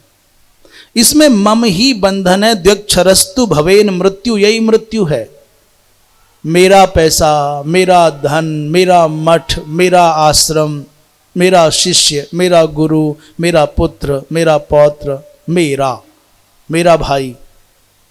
इस संसार में जितना मेरा मेरे का, मेरा का ये गोंद है ना, फेविकॉल, उतना ही मृत्यु है। और जितना न मामा, ये मेरा नहीं, ये भी मेरा नहीं, ये भी मेरा नहीं, उतना ही उसको शाश्वत मुक्ति का स्वाद मिलेगा। आपसे निवेदन है, गृहस्थाश्रम न बुरा था न बुरा है। आप तो केवल क्या कहें, आप हमारे पिता हैं, क्या समझाएं आपको। द्रौपदी ने कहा महाराज ये क्या करने जा रहे हो। अर्जुन ने दंड शब्द की महिमा का उपदेश दिया है। दंड है तो प्रजा सुरक्षित रहती है। दंड एवाभिरक्षति, और सब सोते होते हैं, दंड जागता है। और इस बात को समझना है तो उत्तर प्रदेश में वर्तमान में जो शासन कर रहे हैं, हमारे बाबा जी को देख लो।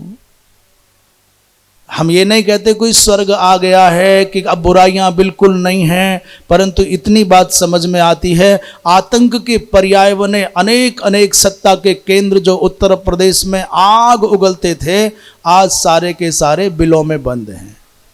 यह दंड, ये पता है कि आंदोलन करने गए तो ऐसी जगह चोट पड़ेंगी जहां सिकाई भी करते बनेगा नहीं, इसलिए नहीं होते ना। यदि अत्याचार किया, पाप किया तो घर तोड़े जा सकते हैं, जो घर मैंने बड़े पुरुषार्थ से बनाया है। इसलिए दंड तो बहुत सुदृढ़ निष्पक्ष होना चाहिए। दंड ऐसा हो कि जिसका भय बुरे आदमियों के मन में चढ़ कर के बोले, रात को नींद आवे तो बुलडोजर दिखाई दे, तो समझ लेना कि दंड है। वृंदावन बिहारी लाल की। दंड वो जो दुष्टों का दमन करे, दंड वो जो अशिष्टों को दंड दे, दमन वो जो दंड के रूप में कहलाता हो परंतु बुराइयों का अंत करे। दंड के रूप अनेक हो सकते हैं महाराज, ब्राह्मण को दंड नहीं दिया जा सकता। उसे इतना कहते रहे, तुम्हारा शर्म नहीं आती, लज्जा नहीं आती महाराज? छी छी, ब्राह्मण कुल में जन्म लेकर के ऐसा आचरण। बड़े से बड़े राजा को इतना ही कहना ये ब्राह्मण को दंड है। छी छी। और क्षत्रिय को दंड देना माने उसके अधिकार छीन करके छोटे स्थान पर बिठा देना है। वैश्य को दंड देना माने उसका धन आदिक ले लेना है। और बोले शूद्र को भैया कोई दंड नहीं है, शूद्र अदंड्य है। क्षत्रिय अपराध करे तो उसे भोजन वस्त्र आदिक दे करके अपने स्थान से नीचे काम पर लगा दे, ये दंड है। और वैश्य अपराध करे तो उसे दंड के रूप में धन ले। पर भैया शूद्र को कोई दंड का विधान नहीं, वो तो सेवा ही करे, यही उसकी पूजा है, यही उसकी साधना है, यही उसकी सिद्धि है, यही गति है। वाचा दंडो ब्राह्मणानाम क्षत्रियाणाम भुजार्पणम और दान दंडा स्मृता वैश्याः, अर्थात धन, और निर्दंडः शूद्र उच्यते। यदि दंड न हो तो बलवान लोग निर्बलों को जीने न दें, स्वेच्छाचार में लोग प्रवृत्त हो जाएं। एक बड़ी विचित्र बात है महाभारत में, कह रहे हैं कि यदि दंड न हो ना तो कन्याएं विवाह करने के लिए राजी न हो। यदि दंडन स्यात् न कन्योद्वहनं गच्छेत्। क्यों? बोले स्वच्छंदता स्वेच्छाचार के कारण जो स्वातंत्र का सुख भोग ले अनुशासित क्यों रहना चाहे। इसलिए भगवान ये झंझट छोड़ो और राज्य का संचालन करो। वृंदावन विहारी लाल की। एक कथा सुनाई अर्जुन ने महाराज। सुनैना और जनक दोनों के दोनों आपस में चर्चा करते। जनक ने कहा मैं सन्यासी हो जाऊंगा। सुनैना ने कहा महाराज आप तो राज्य करते करते भी सन्यासी हैं। तो जैसे सुनैना मैया के आग्रह पर जनक जी ने अपने सन्यासी होने का संकल्प त्याग दिया, वैसे ही आप भी अब राज्य का संचालन करो। कुछ लोग ऐसे होते हैं जो केवल धन कमाने के लिए मुंडित हो जाते हैं, उन पर कटाक्ष कर रहे हैं। परिव्रजन्ति दानार्थम मुंडाः कासाय वाससः स्थिता बहुविधि पासैः संचिन्वन्तो वृथामिषम्। व्यर्थ में धन संग्रह करने में लगे रहते हैं। क्या मन में भावना रहती है। नीलकंठ जी कहते हैं क्या? बोले दानम प्राप्तुम सीताबद्धाः पासे मठों में भूयात। मठ मेरा हो जाए, शिष्यों में भूयात, मेरे बहुत बड़े बड़े चेला हो जाएं, और सम्मानों में भूयात, उत्तराधिकारी में भूयात, आज्ञाकारी में भूयात, गौशाला पाठशाला में भूयात। ऐसे प्रकार के भिन्न भिन्न प्रकार के मनोरथों में बंधे हुए अनेक अनेक लोग अपने जीवन को नरक में डालते हैं। वृंदावन विहारी लाल की। इसलिए भगवान मेरा तो मन कहता है कि आप कहीं जाने की बात ना करो। परमात्मा की कृपा से जो अवसर मिला है, यज्ञ यागादिक करके उस प्रायश्चित्त करो, जीव हिंसा के प्रायश्चित्त करके, और राज्य का संचालन करो।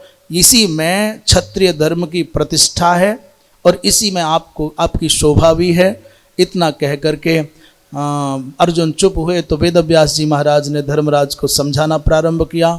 इसके आगे की कथा अब भगवत कृपा से कल होगी। आज यही वक्तव्य को विराम।